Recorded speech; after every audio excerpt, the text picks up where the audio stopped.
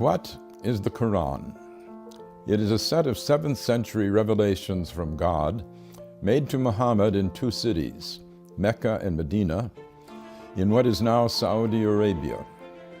It heralds the truth that there is only one God, not the many gods still being worshipped in ancient Arabia. Of course, this was not the earliest revelation that there is only one God. That had been taught in Hebrew to the Jews and in Greek to the Christians before it was taught to Muslims in Arabic.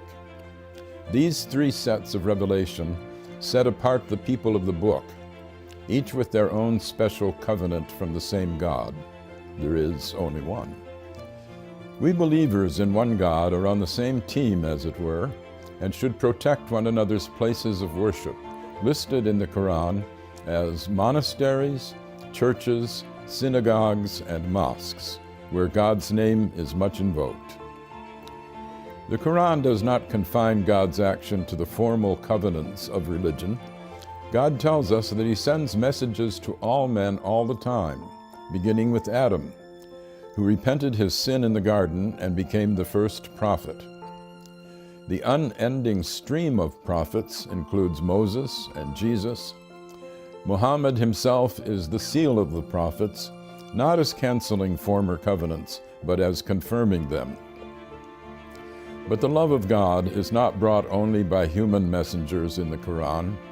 Creation itself is a set of messages from God, which speak a divine code that we are told to decipher. God's intent can be seen in the beauty and power of the universe. Moses does not speak alone on the mountain speaks with him. Birds speak to Solomon. The world is constantly signaling to us, bringing us insights into the beauty and power of its maker. This should call us to a reverence for God's handiwork, an important message for our ecologically challenged era. The Quran has more of poetry in it than of legislation. It sets ethical norms while stressing the need for mercy in our dealings with God's fellow creatures. Force is allowed only for self-defense and never as a way of spreading religion. Commercial dealings with fellow Muslims or with non-Muslims should be meticulously fair and never extortionate.